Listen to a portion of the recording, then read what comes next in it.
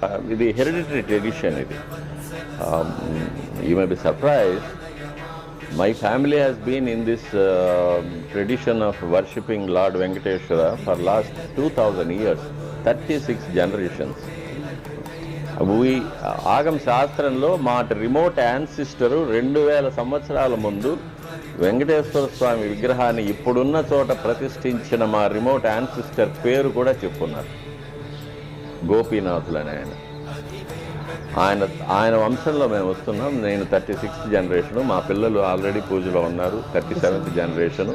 మా మనవడికి already initiation జరిగింది. స్వామివారిని మొదటిసారి ముట్టుకునే రిచువల్ కూడా జరిగిపోయింది. 38th generation.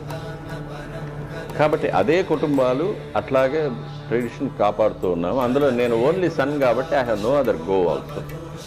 కాబట్టి పిహెచ్డి అయిపోతూనే నాకు వచ్చిన పోస్ట్ డాక్టరల్ రీసెర్చ్కి హ్యూమన్ మ్యాలిగ్నెంట్ ఇష్యూస్ పైన నాకు ఆఫర్ వచ్చింది సౌత్ క్యారోలినా యూనివర్సిటీ నుంచి. మ్యాలిగ్నెంట్ హ్యూమన్ క్యాన్సర్ మీద చేయడానికి వచ్చింది. కానీ వైఖానస ఆగమ శాస్త్ర ప్రకారంగా అర్చకులు విదేశ ప్రయాణం చేయకూడదు అనేది. కాబట్టి అంటే ఒకవేళ విదేశ ప్రయాణం చేసి వస్తే నాకు ఈ అర్హత ఉండదు, స్వామివారి గర్భాలయంలో ప్రవేశించే అర్హత ఉండదు. అందుకని ఇది నా జీవిత పరమార్థం. నేను ఈ ఫ్యామిలీలో పుట్టినందుకు నేను ఇదే చెయ్యాలి. My fate is sealed even by birth.